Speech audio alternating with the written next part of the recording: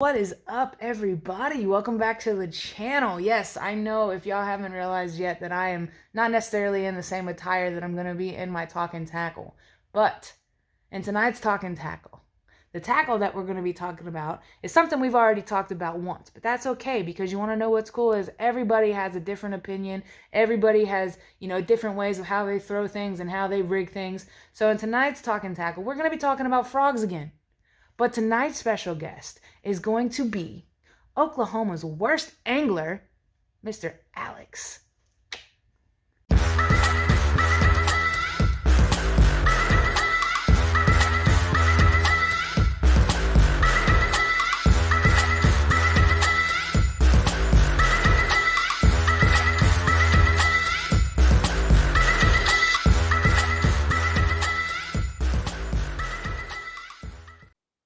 All right, here we are again to another Talkin Tackle, and tonight we have Oklahoma's worst angler, Mr. Alex. We were just talking on the recording, before recording, and we were talking about how he was actually wanting to spool up a new, would you say, swim bait reel?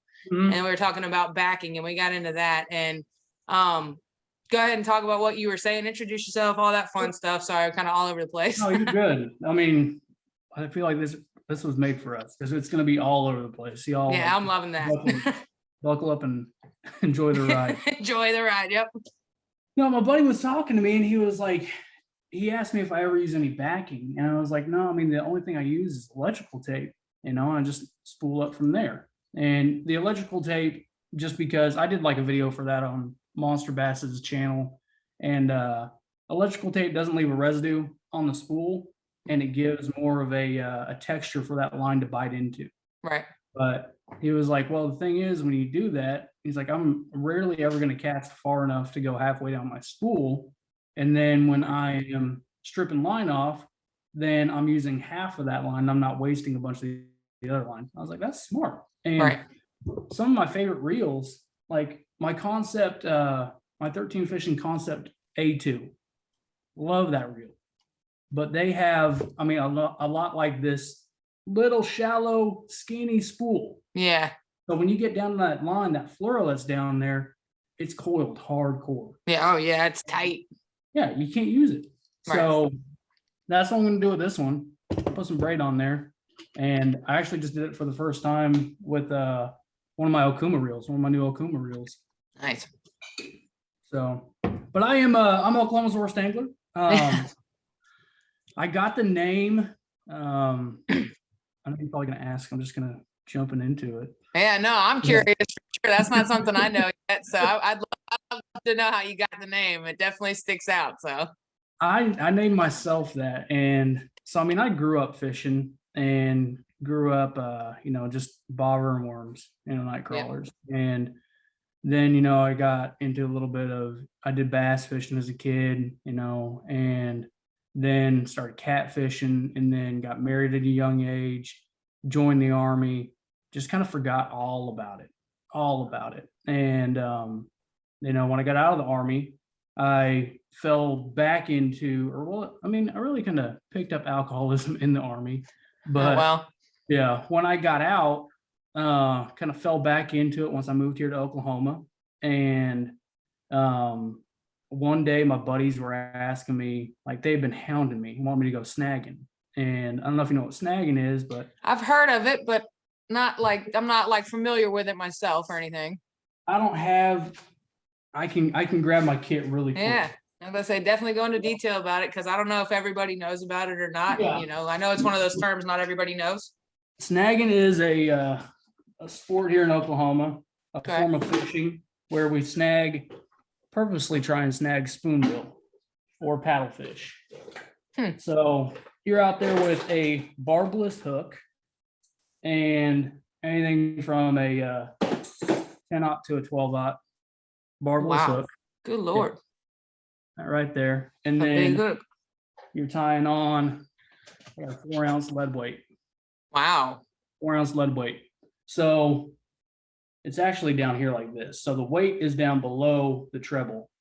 And you're literally, because the spoonbill will run certain times of the year. They're actually running right now, but you're firing it out there and you're literally just ripping, throwing Wow. up your slack and ripping, and just hoping to slam into one, and Yeah. then you ride the lightning. But they had Huh. been hounding me, and I was like, all right, I'm gonna go. I was like, what time we need to be up? And they said, well, we need to be on the road at 4 a.m. I was like, all right. So it was a Friday night. We were going on Saturday. I was like, I'm not gonna go out. Not gonna go out, not gonna go to the bar.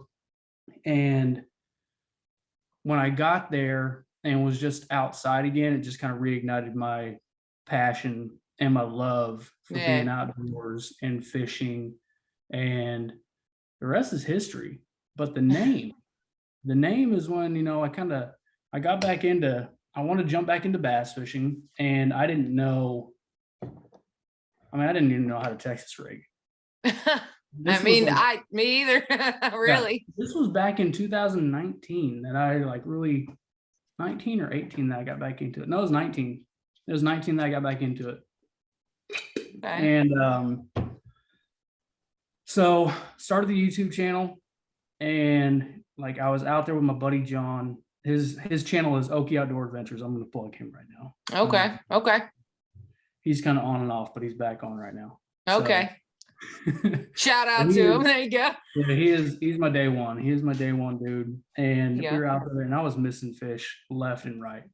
And I was like, dude, I've got to be the worst fisherman in Oklahoma. That's funny. It just clicked. Yeah. That's funny. And the rest is history from there.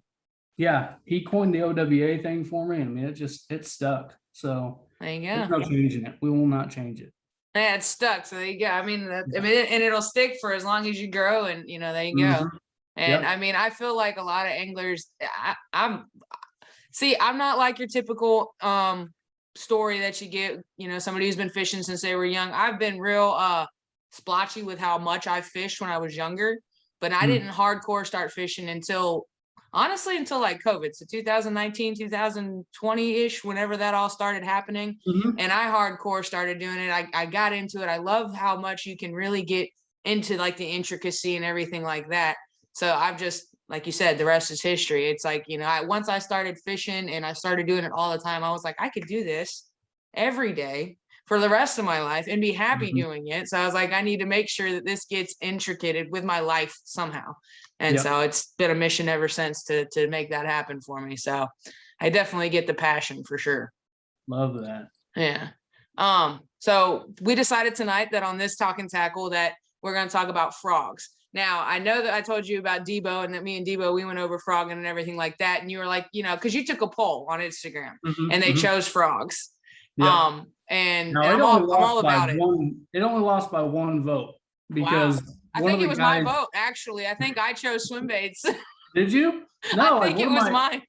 One of the guys, he messaged me and he was like, yo, change my vote to swim baits. And I was like, I can't, but I'll remember it. So that's funny. Well, we can always go over that at some point too. Yeah. But when we talked about it, you were like, we're going to go over how I do frogging. And I've already, when it comes to this kind of thing, we're going to go over multiple rigs again and again and again, because people are going to have their passionate part. And I'm all about, the passion, because if you're passionate about frogs, I want to hear what you have to say about the frogs. So I'm all about it. So let's get into the nitty. Why frogs? Why do you like frogs so much? I think for the longest time, I could not hook up on a frog. Okay. I could not, if you love bass fishing, you love topwater. Absolutely. And if you love topwater, you don't love bass fishing. So that's an honest statement, I think. And topwater fights are just not like anything else out there. Yeah, it's just that it's the blow up to it, the violence behind it. And I just love the violence. I love the violence of it. Good fight. But I could not hook up on frogs. I would miss them left and right. And it became an obsession of mine. To perfect it. Yes. To figure it out. To not, swing too soon, to not swing too late, to, sometimes let it sit. Yeah. They hit it, you miss it, just let it sit. Or if they miss it completely, just all those things. And there was just something about, for me, it was just, enticing and, getting a fish to bite that artificial lure that's right above them, you know, whatever it may be, walking, popping, dead sticking, anything like that. But it was just a literal obsession. I mean, I stopped throwing spooks, whopper ploppers, Wow. poppers. I didn't want to throw any of them. Just frogs. Yep. Wow. Because there's something about just that braid and just slamming those big old hooks home. And hearing the rip in the braid. Yep. There's something about that sound with braid too. I feel like it's just like a whole nother sound when, especially with a topwater fight, that rip that it makes. It's like you have to actually do it to know what people are talking about. You know, there's just a different sound there. Yeah. And I haven't experienced like the biggest fights in the world, so I can only imagine how much one would sound if it's even bigger. You know, I remember one of my best topwater was a 3-pounder or something like that so far, and it's, you know, I want to catch bigger ones on topwater. I can only imagine if I would have caught the almost 6 I caught the other day, if I would have caught that on there, how different it would have been. Yep. Yeah. And that's the thing, like, you know, I think that's kind of a problem, you know, with social media is you got people that, you know, are amped up, like you're amped up about a 3-pounder on topwater, you know, but then, you know, you almost feel like you got to say, I can only imagine what it would be like to do this, you know, or like have that. Who cares? All right, it like, feels good. If that's what you like, if that's your jam, like, I mean, don't let anybody discredit that. Right. You know, and I think I say that because my PB is actually on a frog. And when I tell people what my PB is on a frog, a lot of time I get, you know, oh, my PB is only this. PB is only that. I'm like, that's your personal best. Yeah, it's good, man. Yours. Yeah. Yes. And you should I like the hype for sure. I appreciate that, really.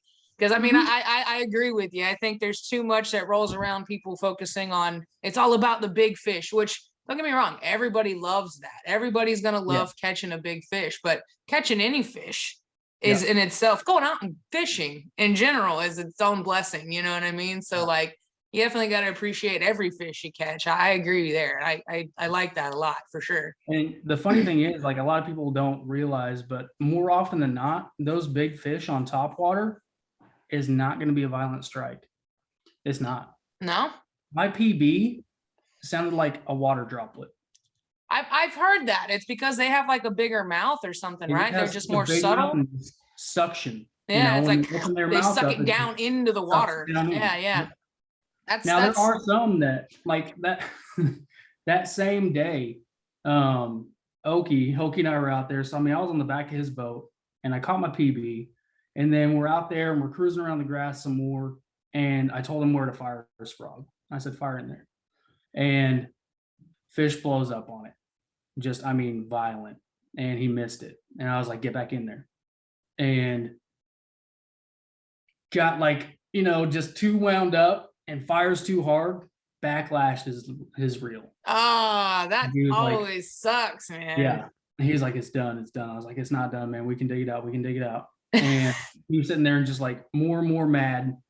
And I couldn't let that fish go. Right. Yeah. I gotta get it, man. It's I'm gonna throw mine on it. And she came back for it, and it was a 6-pounder, and that would have been his PB. Oh. And she hit with violence. I mean, just straight up violence. You made you got it's fun when you get a big one. Like I'm all about the fight too. Like I feel like that's my favorite part of bass fishing. You know what I mean? Like I enjoy a good fight. If I get a big bass, I love that. Great, cool. But if I can enjoy a fight from a 2-pounder when they're pulling and yanking and you're having a hard time, that to me is like the best part of it. Yeah. So like it's fun when a big one really wants to fight you. Yeah, I mean, because I was back in some deep grass, and I mean, she was fired up. Yeah. Fired up. I got I'm sorry. I know, like, I'm popping on my phone a lot. It's all right. I got wife and kids inside. I hear you. I got my girlfriend's up. I understand. Yeah. I get that. I'm more so apologizing to anybody who's watching. Don't think I'm not invested in this. But so that video is on my channel and is under the playlist of biggest bass. It's the very top one. It's trophy bass, catch of a lifetime. I need to go back and edit it, honestly. But She was 9 pounds, 11 ounces. Now, I was gonna ask. I was waiting for it. I was like, all right, we're getting to a buildup here. There's a whole like process to get into what 9 the pounds, PB 11 is. ounces. That's big, man. It was insane because, like I said, it was like a water droplet. And that was in Oklahoma, yeah? Mm-hmm. Nice. See, people sleep on Oklahoma and like. Oh yeah, I've seen many. some of the fish you've caught, and I'm just like, Oklahoma's not something to rest on for sure. You know, they're out there. I mean, like I fish with giants. I fish with dudes who catch monsters. Yeah. Okay? I mean, I stumble across a good one every now and again, but you know, my buddy Garrett, he recently just caught an 11-pound, 12-ounce. Yeah. Where? In Oklahoma? Huh? Nice. Yep. Yep. I mean, they have them here, but my PB is 5.86. I just caught it. I had a blast of a time catching it, and but you know, I know there's bigger ones around me. I've seen them myself. I just didn't catch them. So like they're out there. So my PB for the longest time was 5'4", and Nice. in my intros for my videos, like where I'm yelling like it's a whale. That's what it was. I was on a kayak. It was my first 5-pounder too. Nice. Yeah. Oh, I get it. Never seen a bass that big. And like fishing from a kayak, they just hit different too. Like being that close to the water, it's I have a kayak. I want to learn that part of it. I need to get it out. I keep saying that in like multiple videos. It's going to say that. Hopefully by the time this one airs, I'm practicing better and getting it. And but I actually caught my first 5 that I caught was a 5.3, 5.2 or 5.3. Mm-hmm. And I had a broken wrist. I had a cast on. And I legit remember catching that thing, and I was like, I'm going to regret this so much later, but I was like, I'm not losing this fish. No. And it's in my current intro that I have on my videos, and it's the last couple seconds when it's like going into the actual video, and it's the one I'm kissing. And it was like 5.2, 5.3, and if you look on my right hand, it's just a black cast sitting there. I had a broken wrist, and I didn't give a damn. Good. Yeah. You couldn't either. I mean, not with a fish like that. It was, for me, it's life-changing. You know, that was one of those big deals for me. Yeah. Yeah. Well, when I caught mine, like that 9/11, I mean, I had no idea. So, I mean, I'm throwing a frog, and to this day, I have this frog still sitting over there. It's sitting over there because that frog will never get thrown again. It is retired. She ain't going anywhere. And the funny thing is, like, because again, like I'm on the back of the boat, and he's up front. He had already like cast over there too. Yeah. And it was outside of a little grass island. And it was just, I was throwing it's a scum frog launch series. And I don't have the toad color handy, but these guys right here. Okay. So that's a bluegill. But I like that pattern. I've been a proponent for scum frog for a long time. Long before they brought me on, you know, and gave me, you know, a pro staff deal. Did you catch your PB before that or after that? After. Okay. I was just wondering because I was gonna be like, I mean, before. Dude, for sure I would have been committed after that. It was before they even brought me on. That's awesome. So yeah, but it just, I mean, she just sucked it under, had no idea. I don't think I was even watching. It was just one of those things that like I heard. Like a pause. I'm huge on like fishing off of feel and instinct. Me too.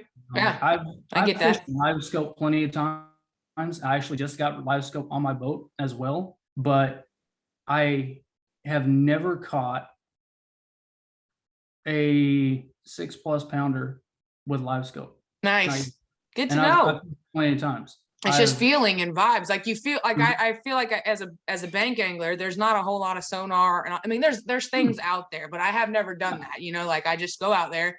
I legitimately will take a few minutes and just kind of look around and get a feel for it. And that's the best way I can explain it. You know, you look at your situations, you see what's out there. Is there anything feeding? Do you see any bait? Like there's so many things that kind of go through your mind as you're just kind of scanning.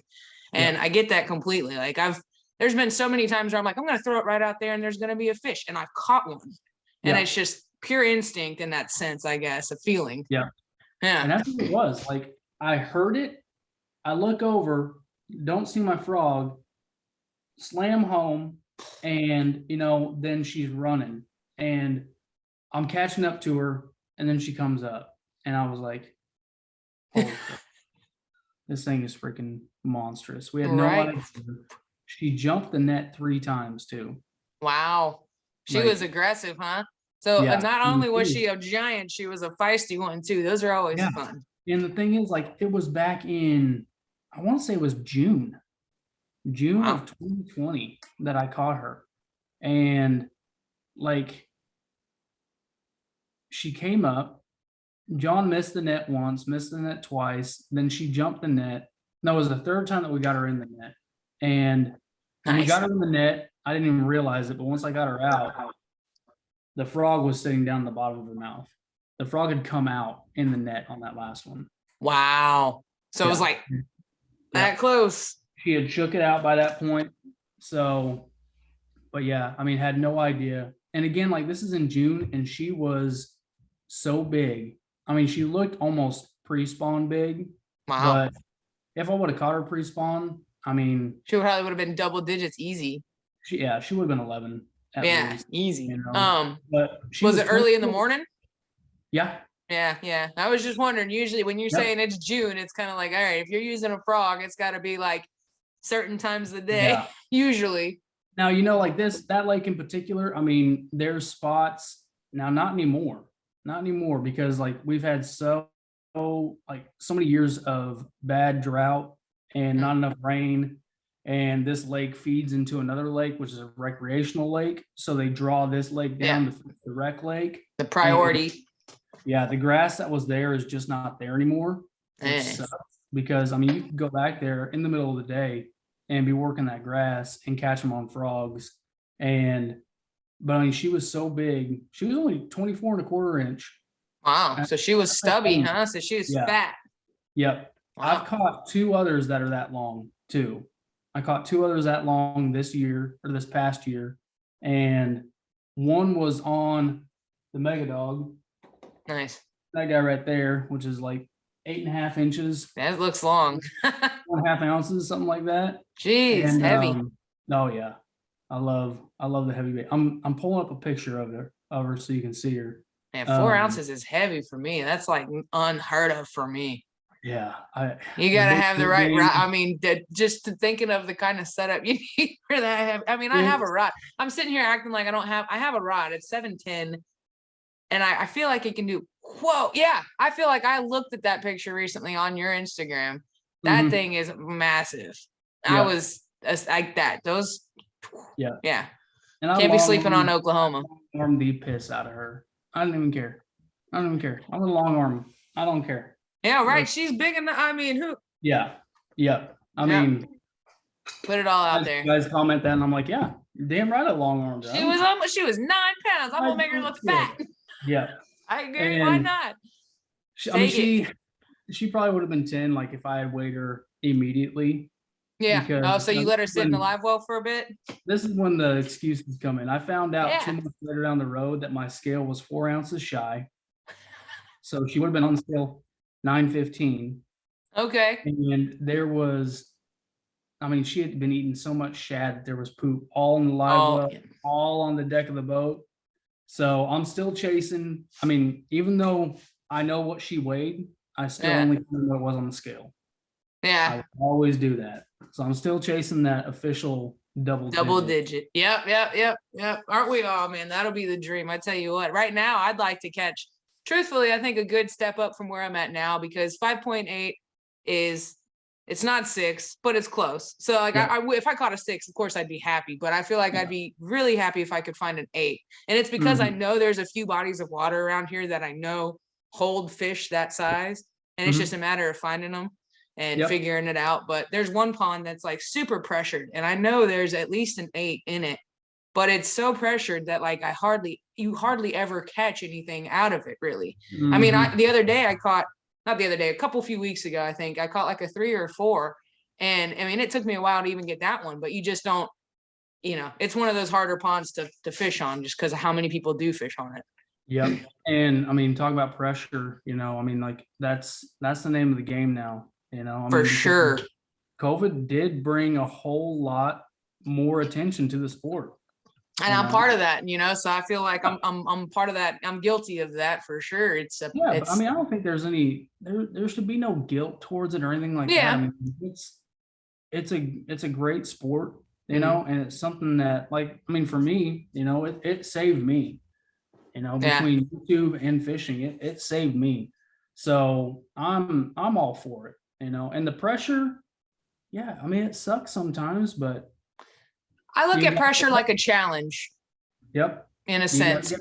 Yeah, you're right. I look at it when I go to that pond, I go with a different mindset than other ponds. Like it literally is a whole nother mindset. I go there going, okay, this is one of the higher ones. So like if I get something here, it almost feels more accomplishing because of that, you know, because it's like so to me it's a challenge. A lot of people think it's like, why go somewhere you know you may not catch fish? Well, because if I do catch fish, it feels like I got something out of it. I don't know. It feels better. Yeah. No, I agree with that 100% because so my biggest fish last year, she was 7 pounds, like on the dot.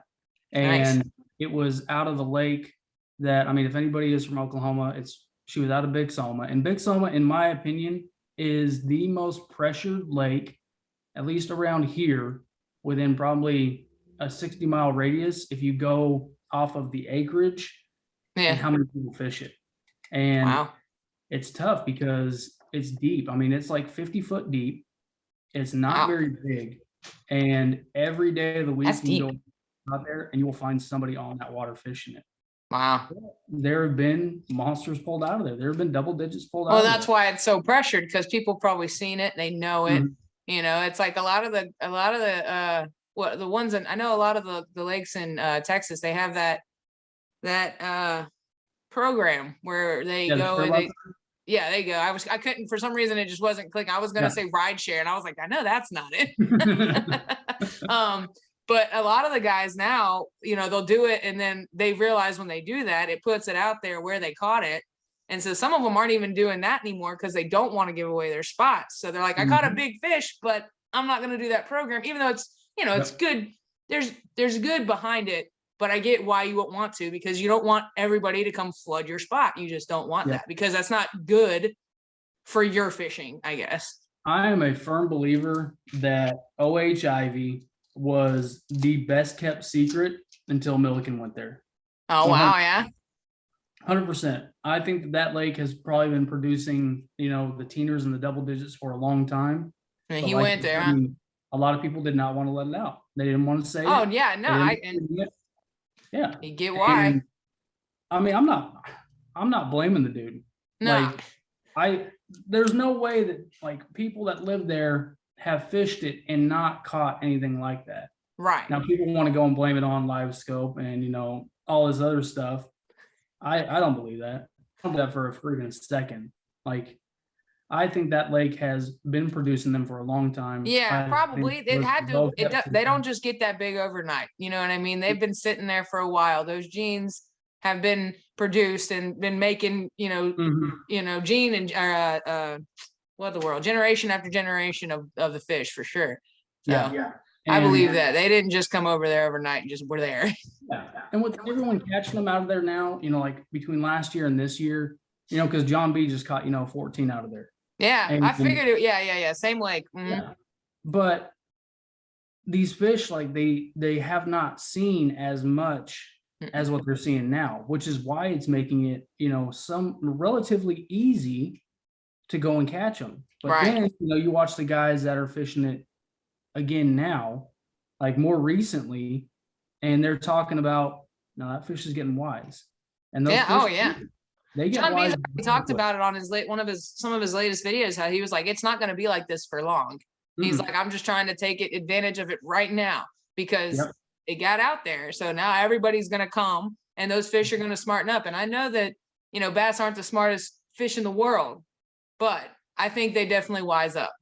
They do. They do, because, I mean, just recently going out to a little lake that, you know, I love to go to, and I always know it's a challenge. This is my first time going out there with live scope on my boat. I've live scoped it plenty of times with buddies, but I would literally watch fish run from anything with a blade. I believe it. Spinnerbait, underspin, A-rig, obviously. But that's when you got to get finessey with them. But they would run from it. So, yeah, I mean, they learn. They learn, whether people want to admit it or not, they learn, they catch on, they get conditioned, and it'll be a long time. I mean, OHIV might have one more year before maybe, right? Tough, before it's really tough, Yeah. and they stop biting that stuff anymore. And it's going to be a thing. They're going to talk about it when it happens. They're going to be like, this place used to be on fire. And then, everybody got out there. Everybody started catching. Ruined it and caught every fish out of here. Yeah. Yeah.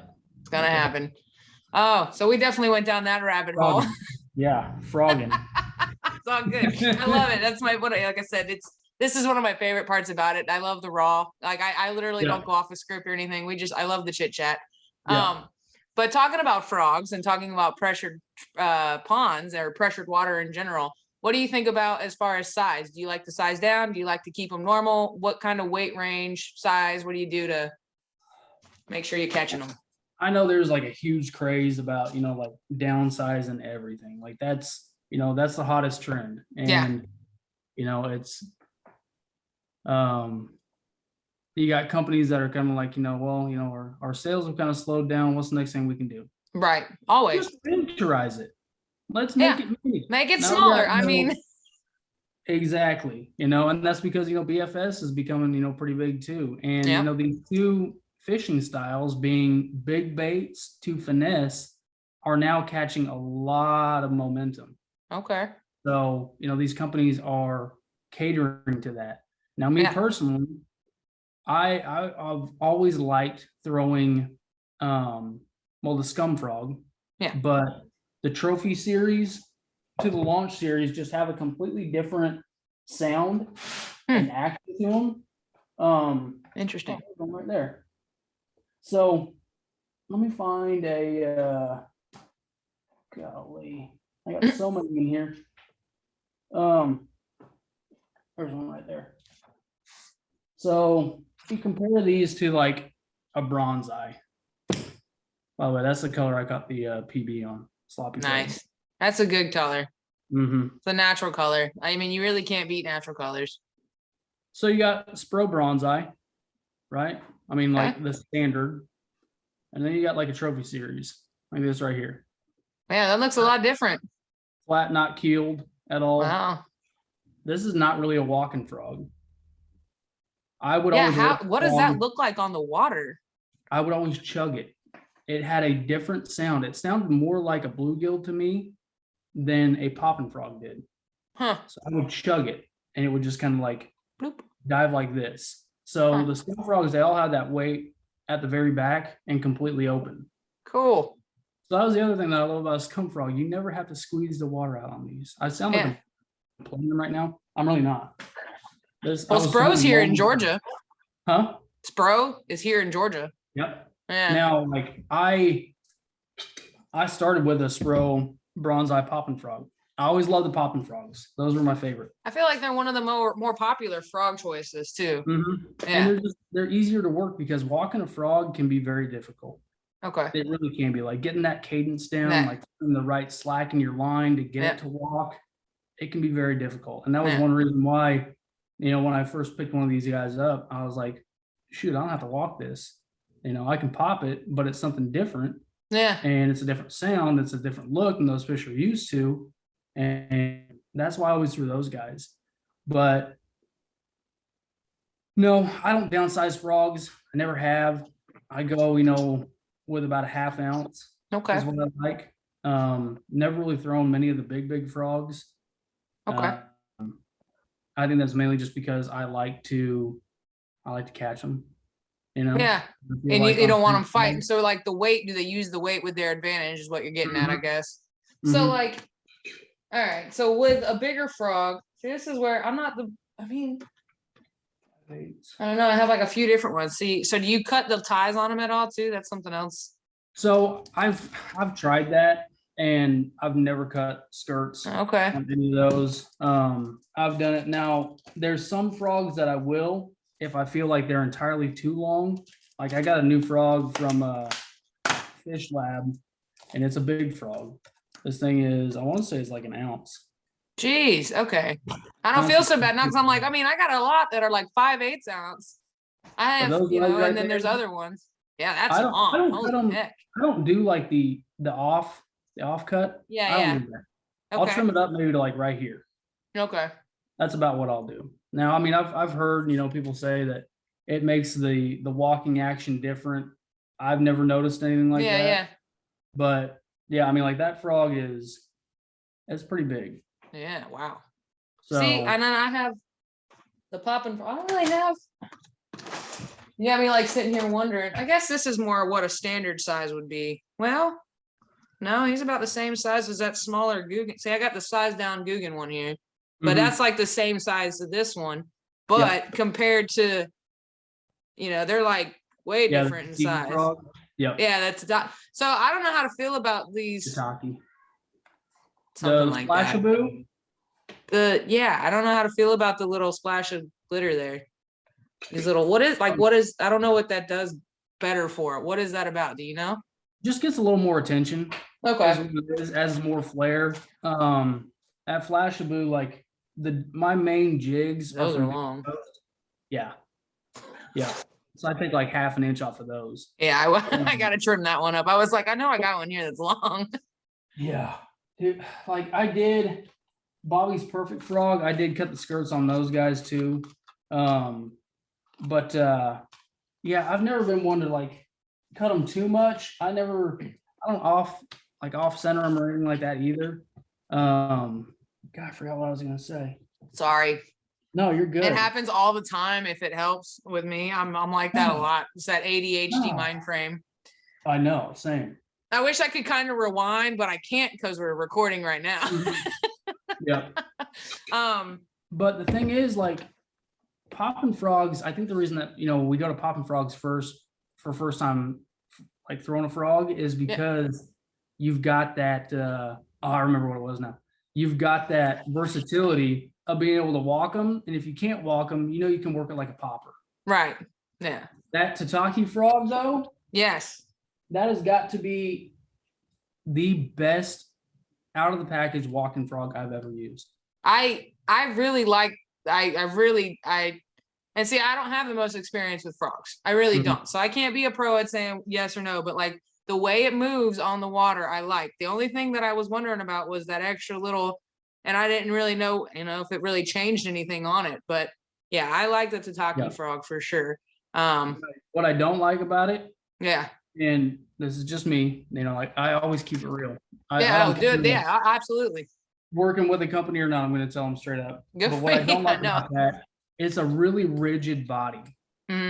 Really rigid. That's part of the innovation. Like they, you know, 10,000 Fish. They're one of those, you know, innovative companies, and I, you know, like I tend to like that. But they do the bump you're talking about where the hook is itself. Just the body. Okay. Is more rigid. Like if you ever get your hands on a stone frog, or like even compare it to a Spro, you know, that you've used for a while, I can compare it to this Mullets right here. Okay, I think like the texture of it. The way it compresses, yeah. I just didn't like how stiff the body was on that frog, you know, because you want that body to be soft to compress, because you've got those two big hooks. Yeah, for sure. Drive in there past the barb. You know, that's valid.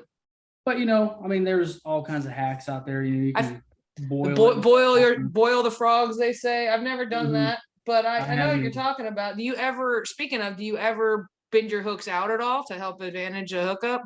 You know, I did until I was fishing heavy grass. Yeah, and you end up snagging a whole lot more. So, like my frogs, the hooks do not get modified at all. Okay. I do not modify the hooks, and my belief is that if I can't catch them, if I can't get a hookup without modifying the hooks, then I'm doing something wrong. I mean, straight up how it is. That's good logic. I'm messing up. So, you know, I've not been. I think this is my very first. That's my first bronzeye right there. Wow. That shad one right there, and see, I did bend those hooks out. Yeah. Okay, you can see a little bit how they're bent out.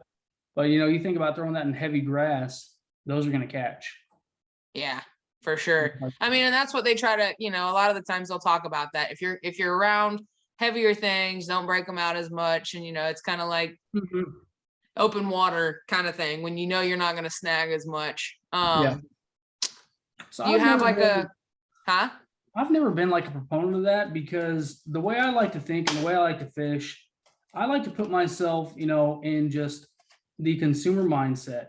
I go to Bass Pro, I go to Cabela's, I go to the Academy, I go buy a bait, and I want to fish it right out of the package. Absolutely. Yeah, for sure. I don't want to have to try and, learn to, where's the right bend on that hook to bend that frog out, anything like that. And that's where I came up with the whole, like, the Trash or Pass series on my channel. And that series is literally, I started out with, I would go get a bait, I would take it out, I'd fish it, I'd get my first impressions on it, and that was that. Because that sounds cool. I wanted to have that consumer mindset. But what I've done since then is kind of like, I did the clickbait, and it wasn't for me. I mean, I caught like a 5-pounder on it, but it was not for me. It's not the best blade bait out there. No, I mean, it's just not. And that's it, you can't ever beat when somebody does it right the first time, Chatterbait being that example, you're not going to beat the original. You're just not. No. I mean, Z-Man can't even beat the original Chatterbait with other versions of the Chatterbait, because you have so many people. Right. That's the other one that's like closest to comparison that I feel people compare it. But see, the biggest hate on that one is the price difference. Is it worth, being 2 and 3 times the amount of the other one, when you can, go through when the original Chatterbait? But there's a lot of debate with that one specifically. But Chatterbait by Z-Man. I tell people all the time when it comes to a jackhammer, like me being on the bank when I first started. Yeah. No way am I going to be throwing a jackhammer from the bank. Even now, if I'm going out and I've got like. You've really got to consider it. I've got way too many jackhammers as is right now. Okay. Like these right up here, like is that them right? No, that's spinnerbaits. I can't point that far over. There you go. Right there. Yeah. Those are all chatterbaits that I had a guy from the UK send me. Those are all jackhammers. So I've got like 7 jackhammers up there. I've got a ton more in boxes. If I go out beating the banks, I'm not throwing a jackhammer. No. So I tell people, like, just because I say the jackhammer is the best, I'm not telling you to go get a jackhammer. They're expensive. You have to really think about it. Yeah. Like, I mean, hands down. Nothing fishes like a jackhammer, because the fact that it starts up like that, you can burn it. It does not blow out. You can slow roll it, whatever. But the price point, absolutely not. It's tough. But back to like the whole like Trash or Pass. So like when I did the clickbait, I didn't know that you could tune it. I didn't know you could bend the wire. I feel like they didn't put it out there right away or something. I'm not sure. It didn't get out there well enough that you can mess with it and make it go one way, or however you want to put it. So since then, like when I do a Trash or Pass, like it's not the very first time of me throwing it. I go out there with that bait and I throw it a whole bunch, and I try and get familiarized with it and, learn the ins and outs of it beforehand. So now, like, because I took a big break on Trash or Pass, mainly because of the weather. And I hear you. I was chasing trying to beat that PB last year. But I take baits out now and I really fish them around a lot before I do an episode on that one bait, because I want to know, did I have too heavy a line on it? Was I working it too fast? Like what do I need to know that I can tell people? So like the next one that I'm going to be doing pretty soon, whether it be the Trace or the Jackal Blast Bone, like I've fished the Blast Bone plenty of times, but like on heavier line, I was throwing it the other day on some 25-pound big game, and 25, that's heavy. Yeah. I mean, how heavy is it? It's like, I don't know what 50 and a half grams is. I don't know. I think it's like 2 ounces or something like that. 15 and a half grams is 50. Like right over 2 ounces. Yeah. So, but I think that line, even though it was mono, was weighing it down. So I'm going to put lighter line. I'm going to put it on a rod with lighter line and go fish it and figure those things out before I do that episode. What about braid? When it comes to braid, or when it comes to treble hooks, I don't like braid. I've heard that. because you need the, not, you know what, I'm not even thinking, because you need the extra pull with treble. Yeah, I know you need exactly that what you're extra- talking you need about. I that don't do that give. either. You need that give. So I mean, like Yeah. I've got what is a dogma, 6 inch dogma. Okay. You see that treble hook, how it's bent out? Yeah. Yeah. You can see it's slightly like, I was throwing that on braid and I ripped it. And you know, like yeah. I was cranking the fish in, came off because it bent that hook out. That tells you the big difference with treble hooks and frog fishing. Because with frog fishing, you want braid most of the time. Yeah, you want no give because you know the gauge of that hook is so much bigger than the gauge of that treble hook. Yeah, they're thick, and then you also have to consider like we were talking about with the tataki frog, the actual give itself. That depends on the frog you have too. How much of an actual pull you got to give to get it. Now, like I'm a big there's guys that say 65-pound braid. I was literally just gonna ask what pound braid was it that you prefer, because it's not like a huge debate. It's usually like one or two. It's either like 50-pound or 65. That's usually, and then you got a third choice. Sometimes that's if you're doing it on like a lighter situation, you have like a 30-pound braid. But those are like the three that I've heard tossed around the most. Yeah. Now I will never do less than 50. I mean, 50 is my go-to. Yeah. 50 is my go-to on everything. I feel like, when you're going down to even 40-pound braid, the diameter of that braid. So small. Yeah. Yep. And, you're going to deal with backlashes because, I mean, it's like trying to throw, because I think like 40 or 30-pound braid is the diameter equivalent to like 8-pound fluoro. Yeah, it's tiny. It's like thread in your shirt. It's way too thin for me. And 65 can be too. You got to break that 65 in to where it softens up. Yeah, so it actually gives. Yep. That makes sense. So I'm big on 50. Nothing less than a 7-gear ratio. Okay. So a faster reel. The faster the better, or? For me, yeah. Okay. Yeah.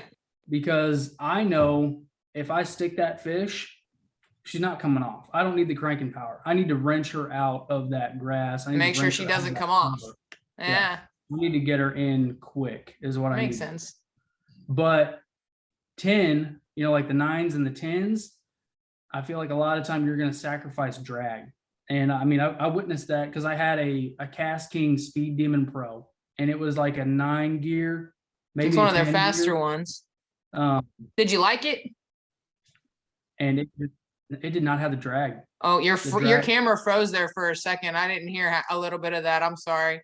You were talking about how you got the Cast King, and then I guess it froze there. Yeah, that's my Wi-Fi. That's all right.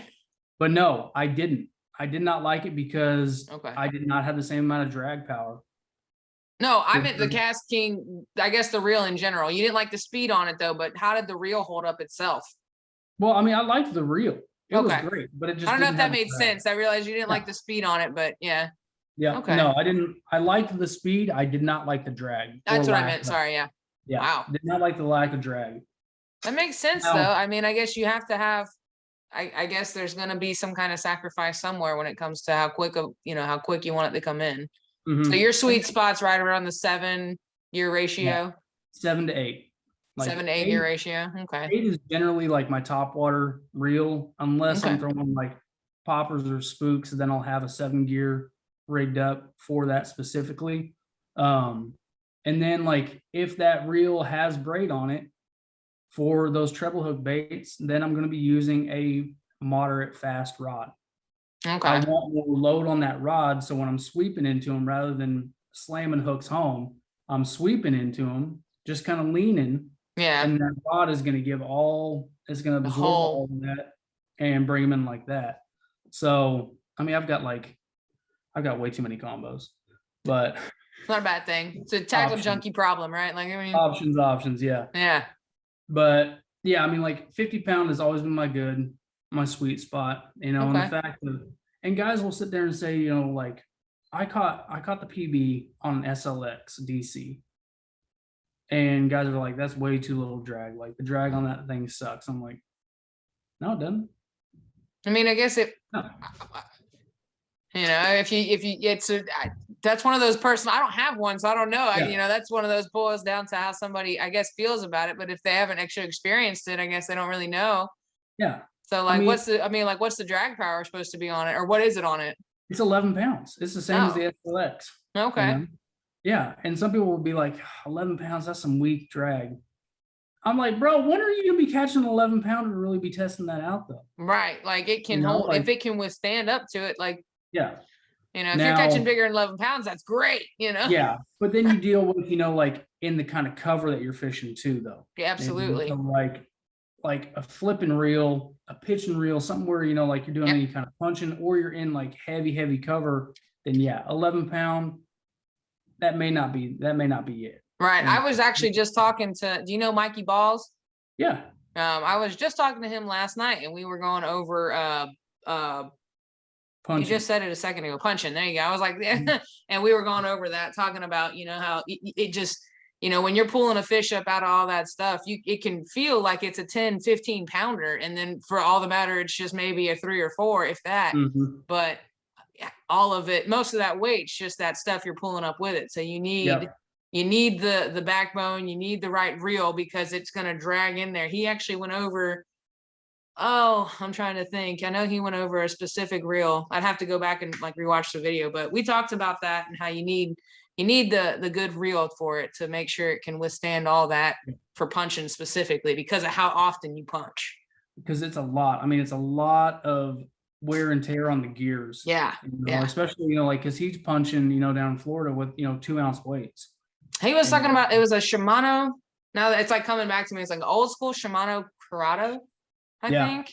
Yeah. I think is what it was. It's an old one. He said they don't even make it anymore. So like the 200E. Maybe I'd have to, like I said, I'm not sure if he told me the exact model. He may have. I kind of feel that now. those old green Corrados, they were just, I mean, they're bulletproof. They're just tanks. Yeah. I've heard a lot of good things about the old ones. They're not quite the same anymore, but you know, it's like vehicles. No, not quite the same anymore. And then, it is a lot of wear and tear, you know, on that reel, on the gears, on the drag. And there's been plenty of times, you know, I've caught frogfish deep in lily pads and lost them because of all that cover, you know, just not being able to stay on them long enough. And it's like they can almost knock themselves off using it to their advantage, kind of. As soon as they get a little bit of tension off, you know, because that frog hook is so big, and, you know, depending on where you're hooking them, if you're hooking them on the side of the mouth, then they've got a lot more skin there. Yeah, that stretches. Rip, and then that hook falls right out. Yeah. You know, and that was one thing that I always messed up on frog fishing when I first started, is I would always hook set to the side. I feel like you just know the questions that are coming. I was literally about to be like, how do you hook set? Because I was sitting here thinking, like, is there a way that you can try to like hook set to be sure that, you know, trying to avoid that part of their mouth? So yeah, how do you do it now? Like, I mean, now I even will. Sometimes I'll even get them, you know, and it's just because I've dialed in the bite and the timing so much.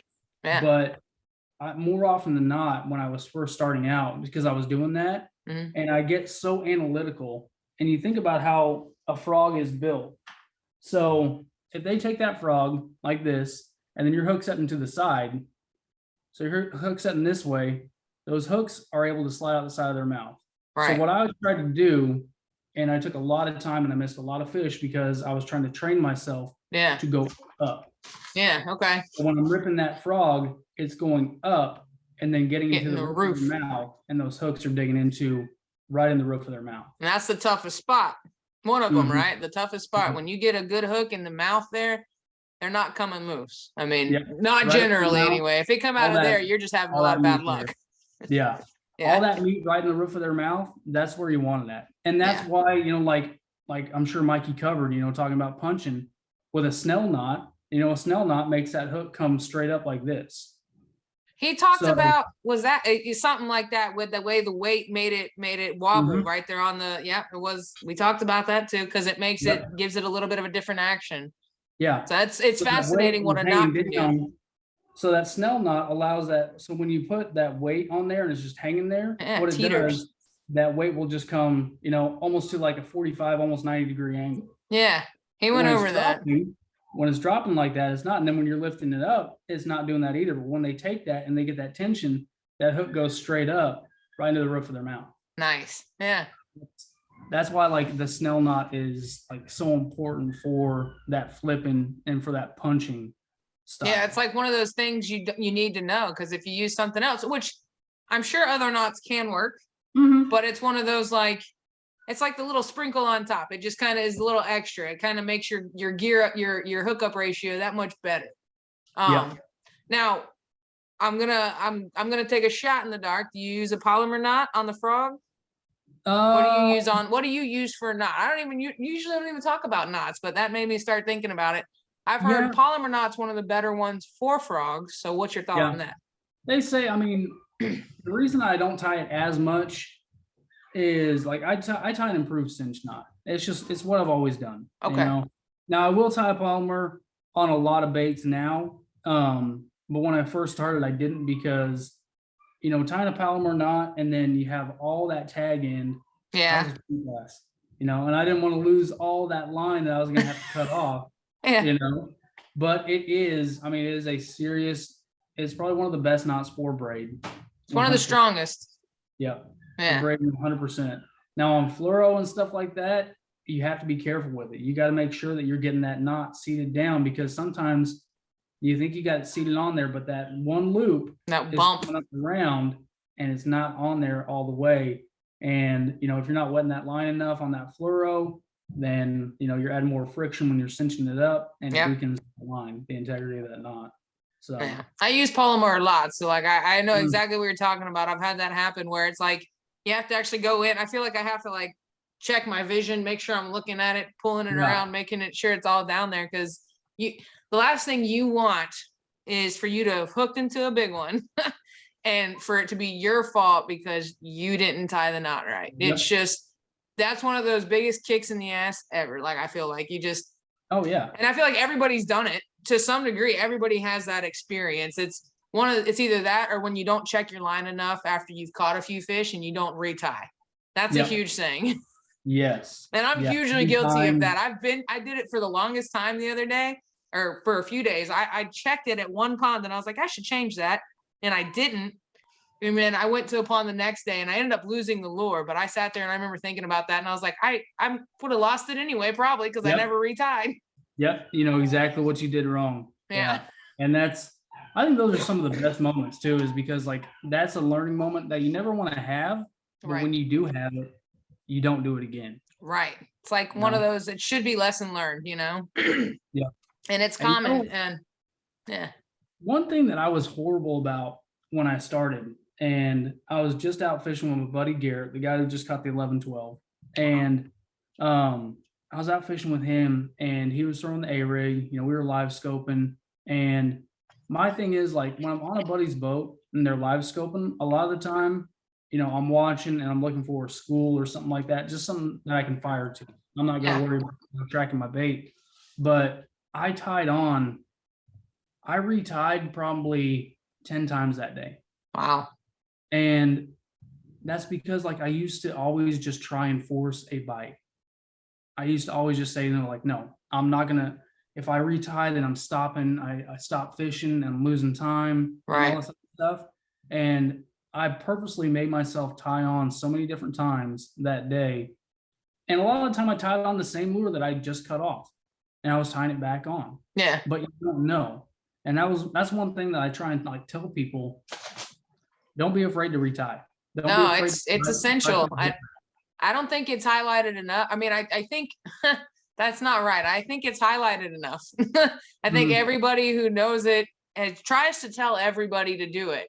I don't think people listen well enough to that bit of advice and how much it really could make a lot of difference. Is just take the time and actually retie it. Check your line after you catch a fish, because especially with fluoro, you know, you can see that, you can almost feel it, all that fray right there, and just fix it, retie it. It's totally worth it, you know. But people don't listen.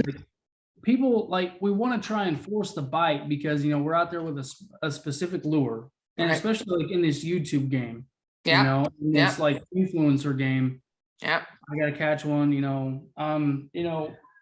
I'm partnered up with Z-Man, and I've got to catch it on, this. I'm not. I'm just saying, like, No, I was like, damn, that's awesome. and people are like, like, I got to catch it on the Z-Man lure. I got to do this. I got to do that. No, like, I mean, I'm out there to catch fish. Right. I'm out to, to better myself and to learn stuff better. And if they're not biting that Z-Man plastic, I'm going to tie on a Strike King. Right. I'm going to tie on what works in the sense of like, what are they biting? There's so many times it's almost hard to talk yourself into tying on something else because you do have like a mission in mind, whether because even a certain brand or not, or what, like I was trying to do like a lipless video and it ended up working out great for me because I ended up catching my PB, but I was also in the process of trying to do a video specifically on lipless and them catching big bass. You know what I mean? So it was like, it worked out great, but does that normally happen? No. You go out there, and that's what people don't see. They don't see what's not happening. They don't see the behind the scenes and how you go out fishing maybe 5 or 6 times versus the one time you put on video. It's a lot of background game that goes there, a lot of determination, and there's a lot of stubbornnness in it because you really do have to sit yourself down and talk yourself into doing something else because you had such a goal in mind. And it's that influencer game, the influencer mindset. And that's one thing, like, I always wanted to be, but I always said, and I've always told like my audience that I will always keep it real. Amen. I'm always, I'm not going to BS anybody. If I think a bait is trash, I'm going to tell you straight up, like if I'm, like partnered up with, so me being with Scum Frog, I'm partnered up with Netbait too, but I don't like the pack and crawl like I love the Rage Crawl. Have you tried the saw crawl by 10,000 Fish? No. And that's not me trying to actually sell you on a product there. No. I swear to you, I tried the saw crawl, and I mean, I kid you not, man. That one for me, compared to the Strike King, that's why when you said that, it triggered. Try that one out for sure. I love it in that Texas crawl color, and of course black and blue. But that Texas crawl, I think it's Texas crawl. It's like the orange on the bottom, and then it's like almost a black kind of flaky on top, dude.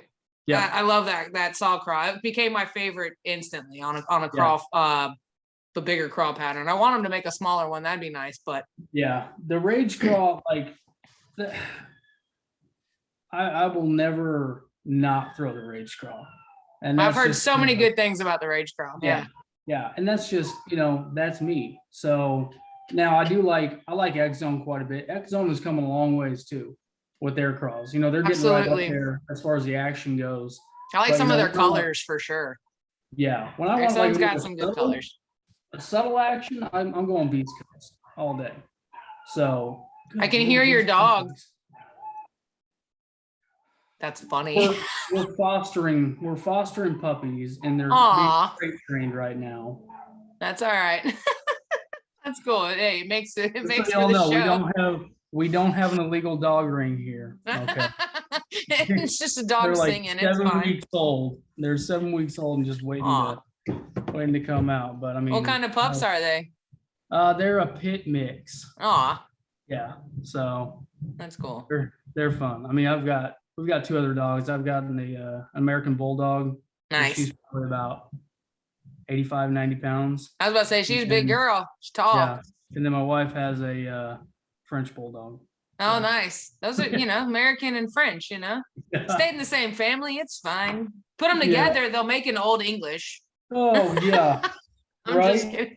I would love one of those too, though. I mean, Old English. Yeah. If I were to have any bulldog, I've talked about that because my girlfriend, she loves Boston Terriers, and I love Bostons too, but they're all in that bull family. And I used to actually work at a pet land, and you learn a lot. Let me just say, you learn a lot about dogs. You learn a lot about stuff there. And bulldogs, for me, are just one of those breeds that are tough to own unless they're bigger in size, because a Frenchie and an English, the English are just too stubby. They have a lot of health issues. And so the French don't have as many as English. Yeah, not as many. But I want a bigger dog. And an Old English is like the perfect one because they're technically a mixed breed.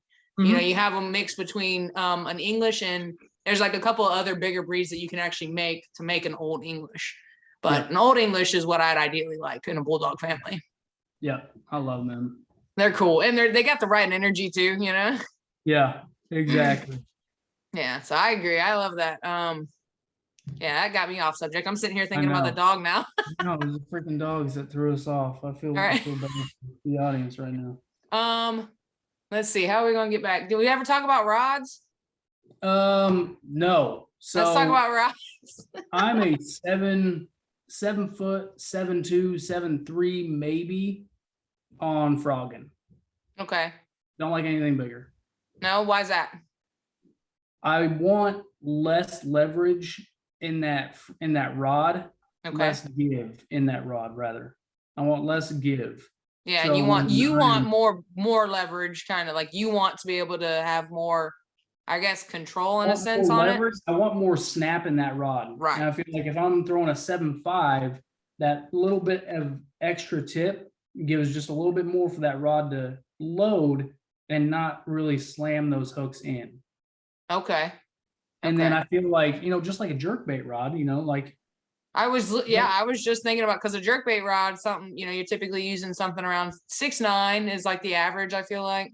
yeah. So like Yeah. John Soka, I filmed for him and he's like 6'4", 6'5". No, Tall he's like dude. 6'5", 6'6", big boy. Tall dude. Yeah. And he throws a 6'10" for his jerkbaits. And he Wow. talks about that because he likes the 6'10" because it's the perfect amount of whip and action. And he's not, when he's working that rod, it's not hitting the water, anything like that. It's kind of the same thing with the frog rod.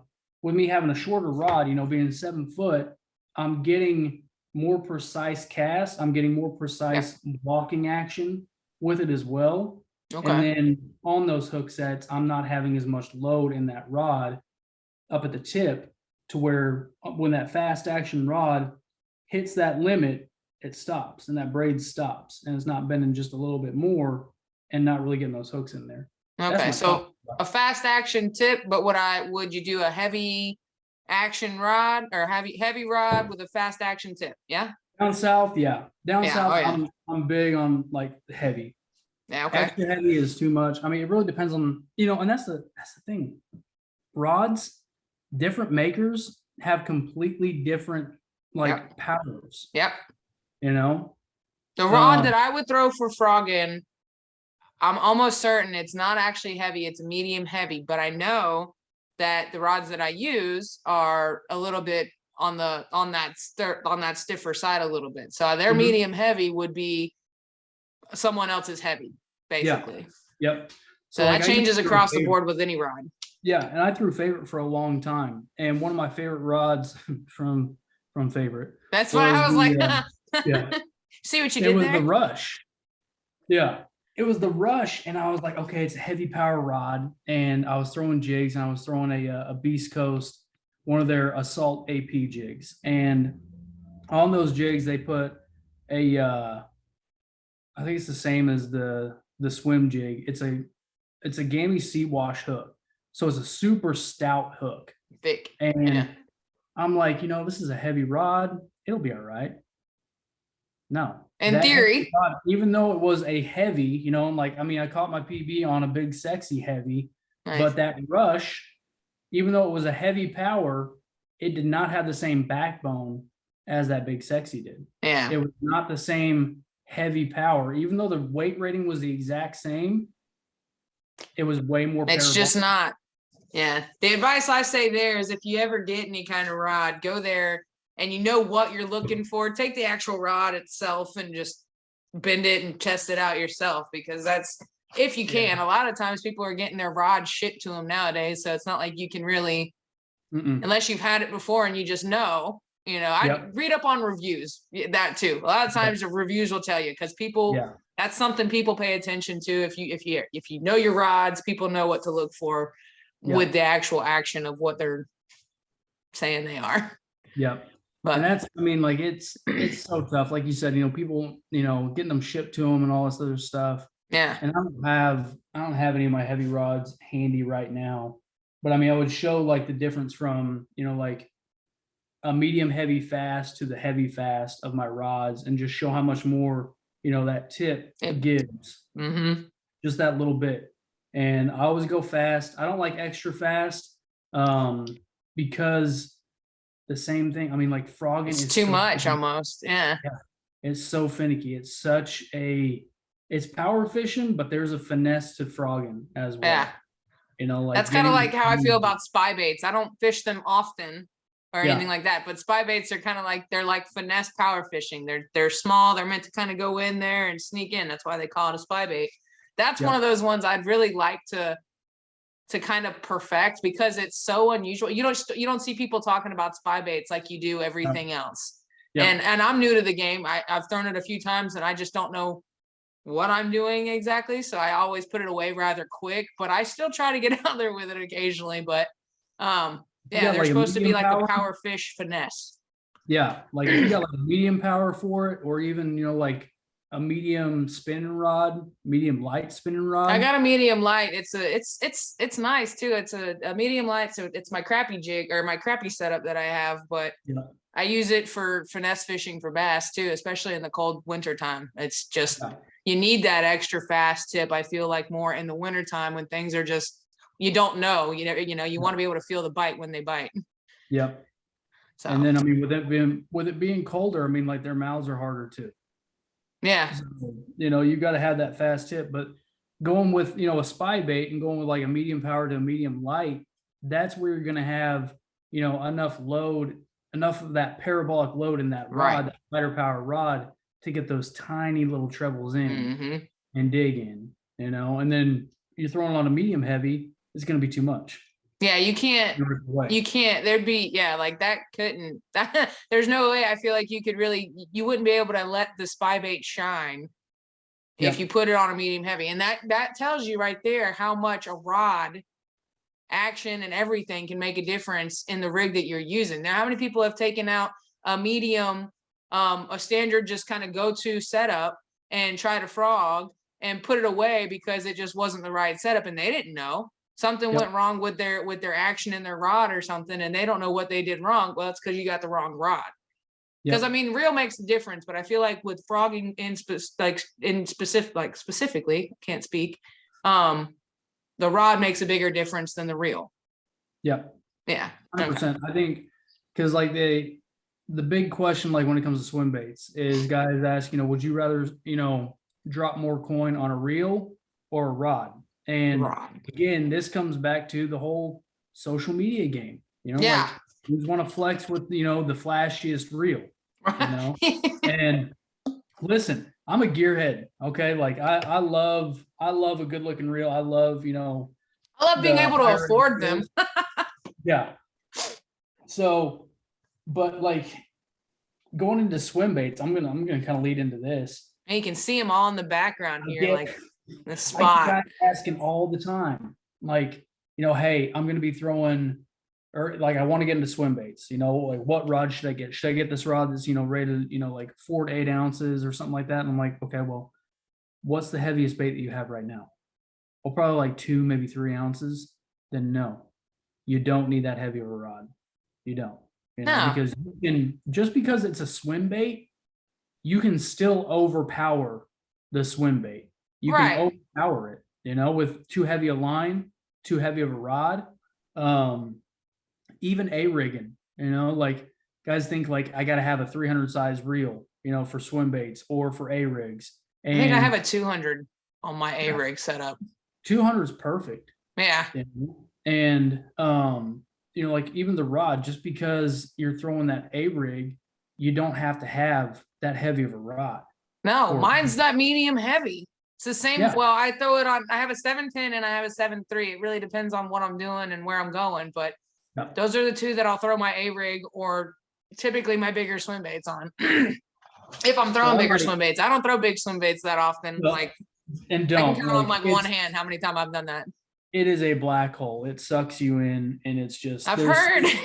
There's just something about like just chucking that big bait, but then getting that fish to eat that bait too is just something else. Like the 7-pounder that I caught last year was on this bait right here, this glide bait. It's like 3.5 ounces. Doesn't even have like a paint job on it hardly. It's just no. I mean, she hit it with no paint, and the eyes had already fallen off. This is exactly how radical. Yeah, I mean that looks like a shad. I mean, it looks like a light shad, but Yeah. Well, it was that lake that is like super pressured. And I think I caught probably 7 to 8 fish on this glide bait in the span of 2 months. So, but the thing about it is, I mean, like you talk about behind the scenes and what people don't see, the hundreds of casts that I made with this. Yeah, how tired your arm get doing that? Man, throwing something that heavy, I think that's not something, I don't think people think about that, especially viewers, when you're just watching people fish. Throwing 2 and 3 and 4 ounces is just not, like, especially as constant as you do it. Yeah. It's not light, it's not easy. Your arm gets exhausted. Like, it's not, you know, the energy you definitely have to exert to throw a big swim bait or a big rig, like an A rig. It's a lot. You know, like then you've got, you know, the baits that you have to actually work the rod rather than just the reel. The action. Like, this is the most tiring bait that I've ever thrown. I'm big on like keeping stuff in the package, but this is I get you. Bait because this is, I mean, it's a spook. It's a walking bait. But having to work, you know, a 7'10" to 8-foot rod with a 4.5 ounce. That's bait, man. Yeah, it's mega. 220 millimeters. Wow. So like 8.5 inches, I think. But I mean, that's like 2 110s. Holy crap, that's big, man. I don't even know if people understand what I just said on that. 2 110. You know what I meant by that. I'm like sitting here looking for like a couple of 110s to be like to understand what people are talking about. I like have like one somewhere. I feel like maybe not. I'm like spinnerbait would be a good example, maybe. Like 2 of them. Jeez, yeah. I mean, that's a big bait. So like just and it's in a bass pattern, huh? It looks like. Yeah. I'm a bass pattern fanatic. Like I want to try that. I need to start. I've watched this year. Last year, actually, I guess it was the first year. I know bass are carnivorous. I know that they will eat their own kind. But I'd seen it more last year than I had the year before. So I'm really going to start getting up on that game more. I feel like as far as because I use bluegill pattern a lot of the time when I'm using some kind of imitation, you know, I keep it basic a lot of the time, black, blue, white, whatever, but bluegill is a big pattern I use. And, so yeah, and this year I think I'm going to start using more of a bass pattern to see, you know, what kind of hookup ratio we're going to look at. Because I've always thought and always felt that, you know, the bass eaters are more aggressive. Gotta be. And I mean, bass eat bass 100%. You know? And, you know, when I caught the fish on this bait, I've only caught one fish on this bait. Wow. I've seen so many times. And I mean, she didn't even hit it very aggressive. It's pretty much a top water glide bait with how wide it walks, you know. Is it wide? Again, super wide? You're having to work that rod and that reel and all that. I mean, that is the most tiring bait that I have to throw. Like, I mean, just about anything else, I work with the reel. Yeah. The only thing I can think of in comparison is that, and I've never done it, is have you ever watched somebody when they're saltwater fishing and they're jig fishing? I think it's a jig that they have. It's a certain jig, and they're out there, and I'm talking the way that they reel that out there, and they'll sit there and work it just constantly. I'm like, and it's their whole body too. It's not just their arms. You see them working this whole body doing that just constantly, that quick. And you got to get exhausted doing that. I mean, no doubt. But throwing heavy weights is definitely tiring. But I mean, I love it. I love everything about it. But, you know, I spent a lot of the majority of last year, really getting more acquainted with the big bait game. Yeah. And, you know, learning the different bites, because there's different bites, you know, it's not, you know, just they're going to eat it and just eat it, you know, like you've got weedless swim baits, and, you know, from the weedless swim baits to the ones with the trebles, the bite is completely different. You know, and it's so weird, but it's one of the most satisfying bites too, though. Yeah, it really is. Like, I just recently caught, I think it was this year. I caught like 3 5s back to back on a burrito, the Baca Buca burrito. I don't know if you've seen those. I've heard of Buka. Yeah. But no, I don't know about the burrito. It's a swim bait. It's a jig hook. It's like 6 inches. Okay. And it's a jig hook. So you got an exposed jig hook on it. And it's in my tackle box over there. But good. the bite on it is like, it's so subtle, or it's just murderous. Huh. But the hook set that's where these big baits can just really suck you in. Yeah, is the hook set. So that sounds like something I would definitely enjoy doing for sure, because I like a good fight. It's always fun. Like that's to me the funnest part. You know? I got all those on video too. I mean, like that's one of the more recent videos that I did, and it was 3 of them back to back. But like the first one was enough to where you could actually see in the video. You could see my rod bump like that. But what you've got to do a lot of time with those soft baits is you can't just swing right away. You got to reel down into them. Okay. And then that's also because of the line that I'm using, like using a monofilament, having more give and more stretch, you got to reel down into them. But throwing mono for more give and more stretch, because when you are taking that bait back here and launching it forward, you want to have the give in that line for when you're launching that bait forward. You already for that whip to get out as far as you can. Yeah, makes sense. You get momentum swinging back, and then when you're pulling it forward, you're throwing too light a line, and that line's just going to snap. Yeah, that wouldn't be good. I feel like that happens a lot more than people want. No, another thing people don't see a lot. Yeah. Even though it makes for good footage, people love seeing I've only thrown off one bait. Wow. I don't know if I've thrown off. I feel like I'm only throwing off one too as well. But my girlfriend threw off one, and we ended up losing that jig because she did this. And when it came back, when she went to go throw it out, she came back and it went snapping that way. And I have no idea what happened to it. Yeah. Yeah. And it's the same concept, with those bigger baits. Like you think about it, you've got 2-3 ounces flying back, and then you're just stopping it, dead stop. Yeah. And then throwing it forward. You want to make sure that you've got the right line, to give from that momentum dead stop and then sending it out. Yeah. So, and then, like throwing the mono for the treble hooks is better too. Yeah. So for the give. You can't have too heavy a line on some, because that line can be so stiff that it will hinder the action of that bait as well. So big swim baits is an intricate game for sure. It really is. That's one of those ones when it comes to we're gonna have to go on and we're gonna have to go into the nitty gritty on that one for sure. That's gonna be one we'll talk about for sure. I've never been into big swim baits, you know what I mean? And it's because I mainly pond fish. So it's like when you think of smaller ponds, I just don't think of big swim baits. I have regular sized swim baits like the Mike Buka baby bull. Not the bull shad. I had the bull gill, but I lost that one. I got it snagged. But I have those, but I haven't really messed with anything too much bigger than that. Oh, that's a lie. There's another one. It's a jinkolistic. Oh, it's somewhere in here.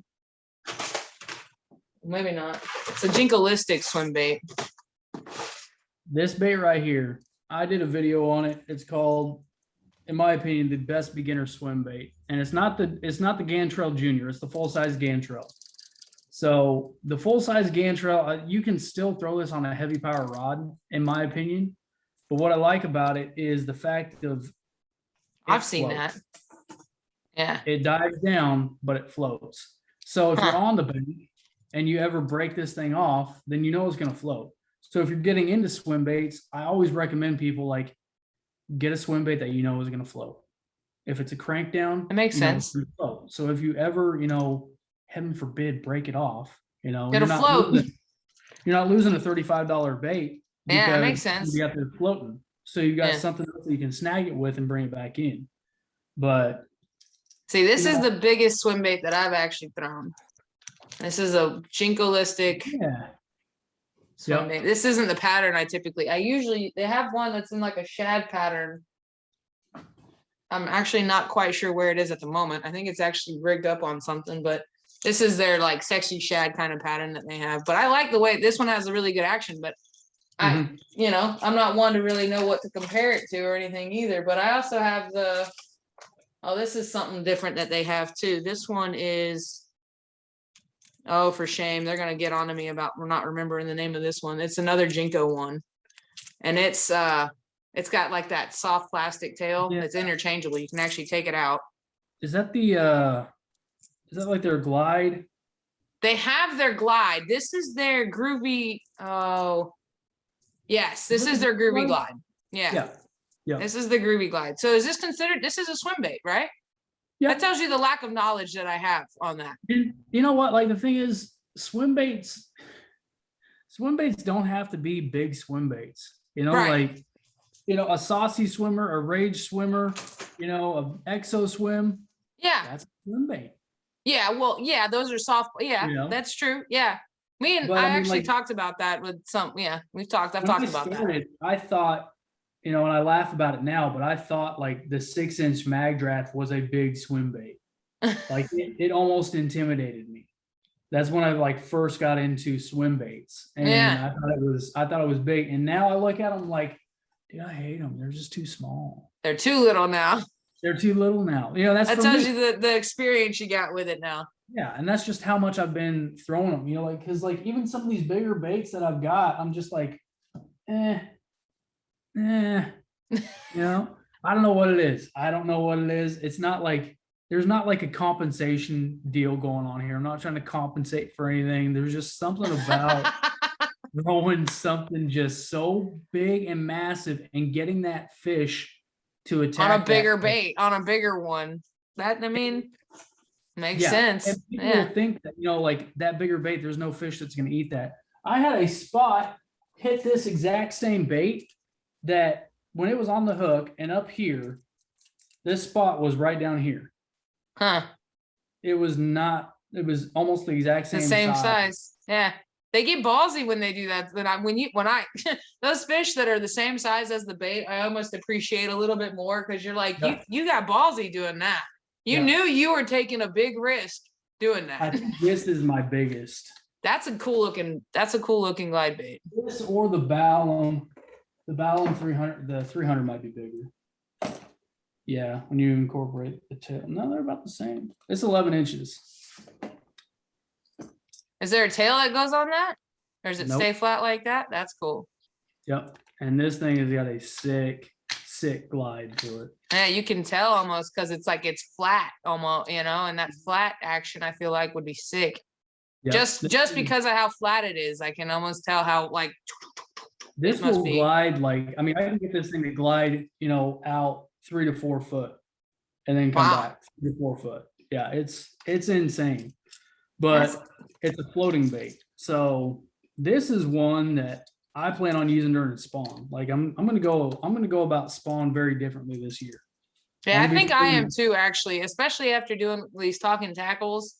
A lot of the times we'll sit here, well, all of us at some point, I've talked with everyone about how, of course, we're coming up to the spawn and the pre-spawn.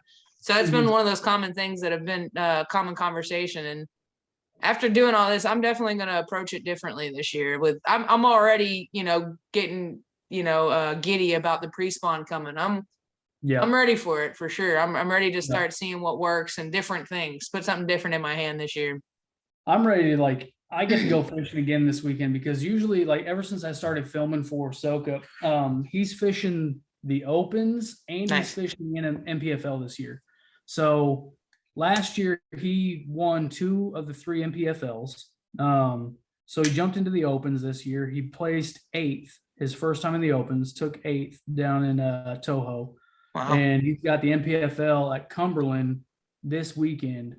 So, I mean, tomorrow it's going to be snowing and raining.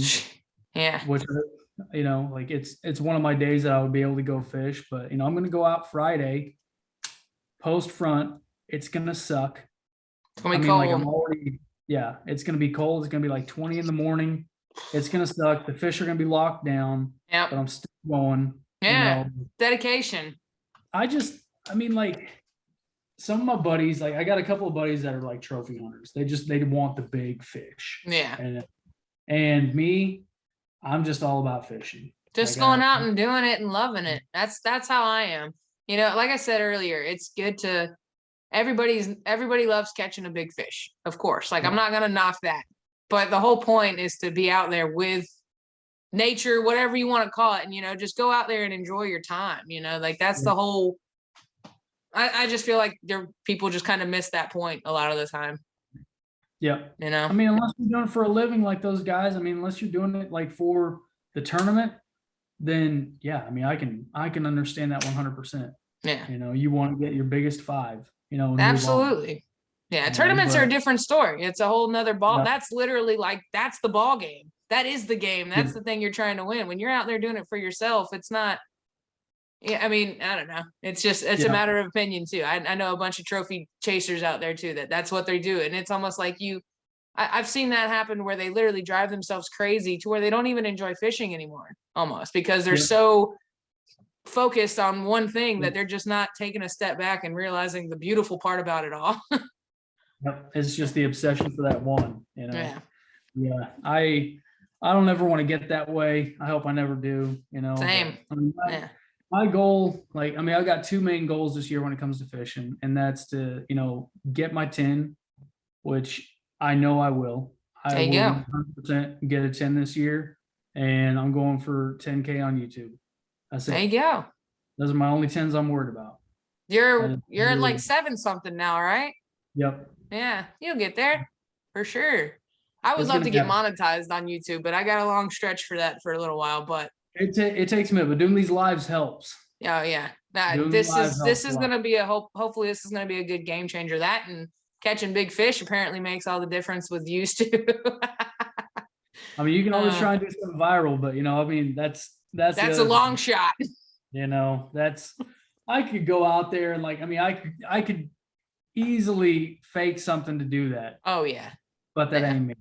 Nah, it's about it. The real and the raw is this is what it's about. I feel like, and this is to me, and I've been saying it, you know, more and more lately. For me, it's not about the amount of people; it's about the people that you know, and.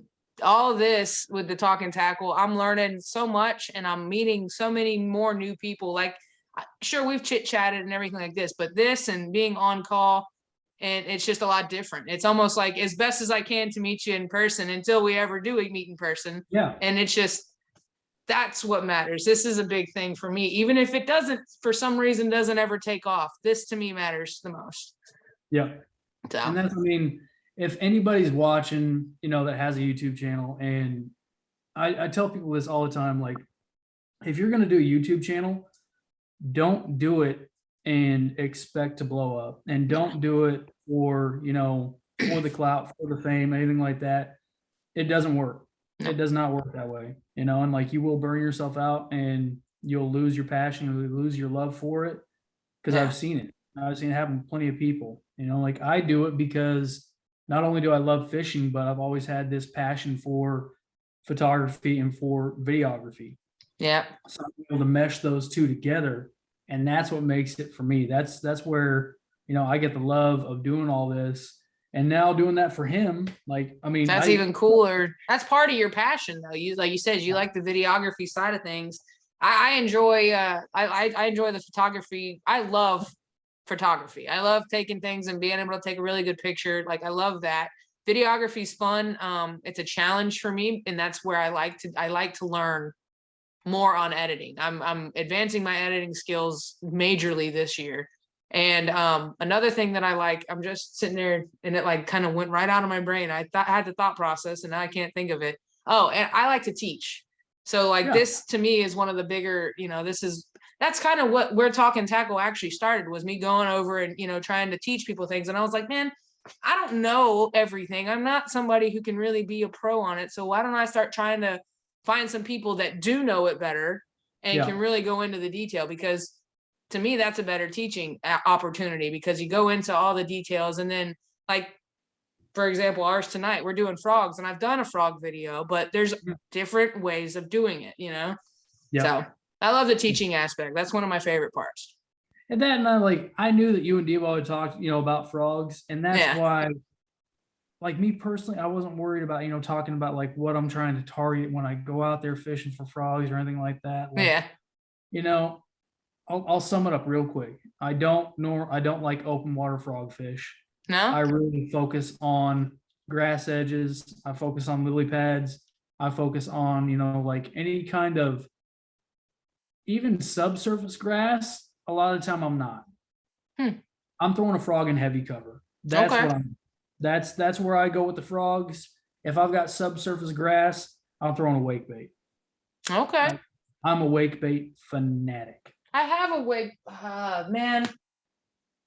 Is the That's Janko another. one? It's the wake and bait, wake and bait by Yep. Jinko. I have a couple of those somewhere. That's I what I am thought a- I was pulling out there for a second. I don't know where it's No, run off to.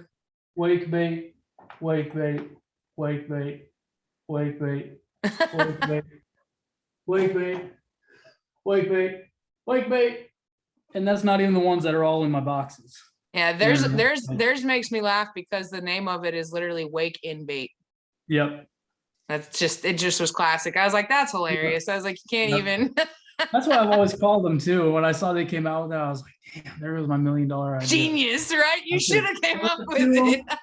Could have sold to them. It's like I call a chatterbait a chatterbacon.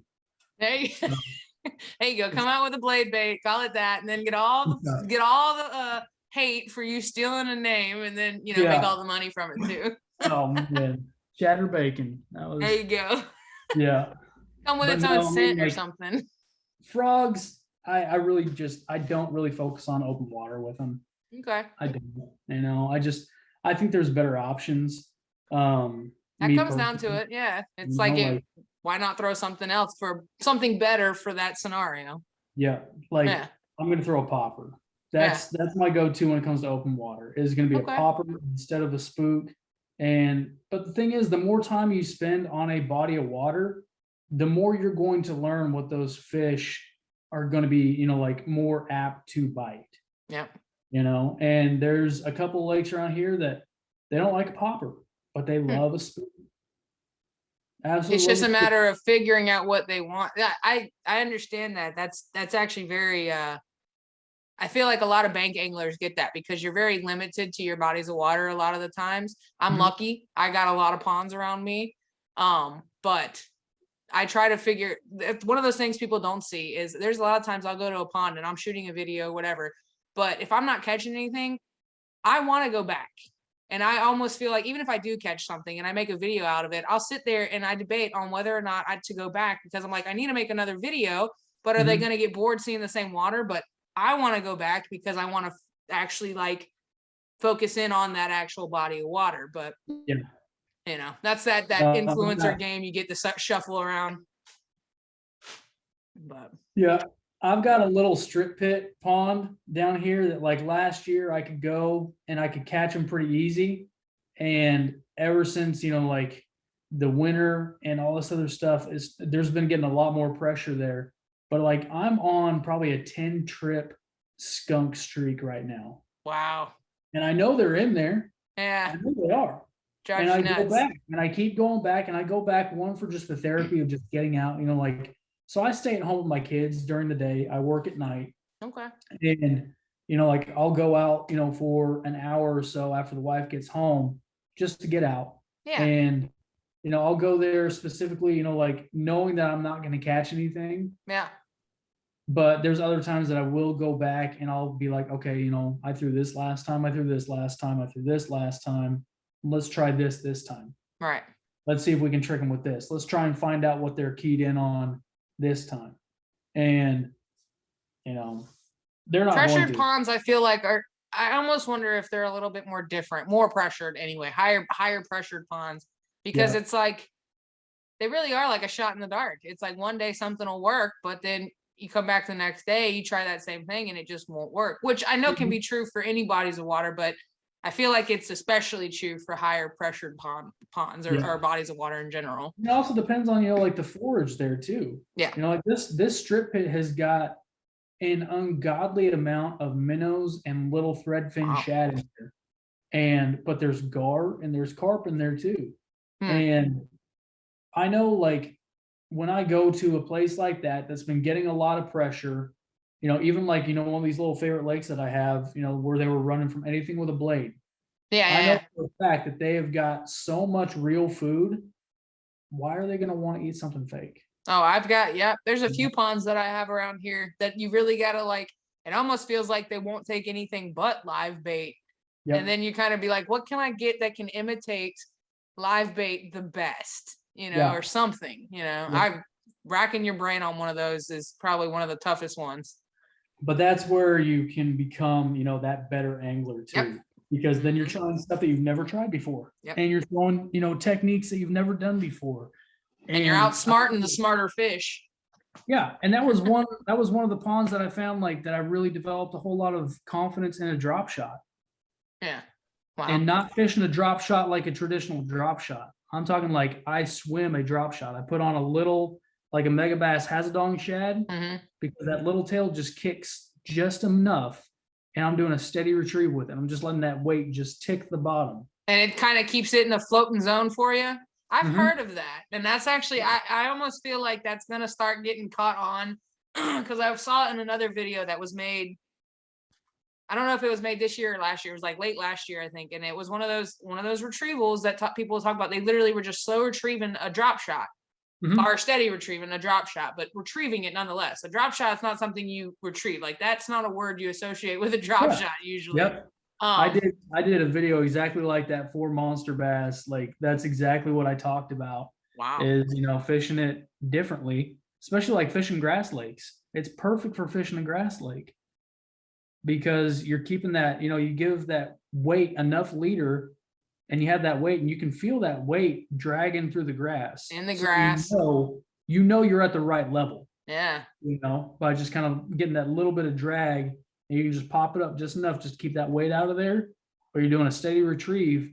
But instead of that minnow being down, you know, like on the grass, it's above it's like right above the grass where they're just wanting to come up and take it. Man, that's awesome. I got a lake, I got a pond specifically. I'm gonna try that on now because I know it's the grassy one, but yeah, I'm gonna try that now. You'll be like, holy shit, this is right. Yeah, I'm sitting here in my mind. It looks great, so I'm hoping it's gonna look that great out there. Yeah. Oh. All right, man. I hate to wrap it up here. It's been almost I feel like an hour and 40 minutes. I think we have a record here on the longest. It's close to an hour and 40. We're getting there. But it's almost 10 o'clock my time, so I gotta get upstairs or else I'm gonna get started yelled at or something. It's all good. It's all good. But I appreciate it a lot. We're gonna have to do this again. We're gonna go over swim baits next time because it sounds like you definitely. We went over some, but I want to go over all the gritty. All that fine detail. I'll probably have a different looking wall by that time too. That's cool. So. It's all good. We'll get it all worked out. We'll schedule it and get it worked out. I had a good time. I appreciate you coming on. Too, yeah. And I'll talk to you next time. All right, man. All right, sounds good. All right, I'll see you later, Alex. Bye. All right, guys, I hope you enjoyed the video. Don't forget to like, subscribe, comment, turn on all your notifications so that you know when the next video drops. I really hope you guys are enjoying these so far. I know I am. These are great, and I'm just steady going, man. These talking tackles, whether or not I get the most views in the world or whatever, I'm enjoying them because I get to really meet all these cool people like Alex. And Alex, man, I really appreciate you taking the time and sharing, you know, your the way you throw frogs, the way you do frogs and everything like that. I really appreciate it. And I really hope to do it again soon. I'm loving this, you know what I mean? Meeting all these new people and really getting to talk the nitty gritty, sitting back, chilling, hanging out and doing all that great stuff. This is cool. So I really appreciate it, Alex. I hope you had as much fun as I did. Guys, you guys know how it goes. If we're out here fishing, we're out here catching, and we're out here just hanging out and having a good old time. No complaints. And we were just talking on the recording, before recording, and we were talking about how he was actually wanting to spool up a new, swim bait reel, and we were talking about backing, and we got into that, and, go ahead and talk about what you were saying, introduce yourself, all that fun stuff. Sorry, I'm kind of all over the place. Oh, you're good. I mean, I feel like this was made for us, because it's going to be all over the place. Yeah, I'm loving that. Buckle up and enjoy the ride. Enjoy the ride, yep.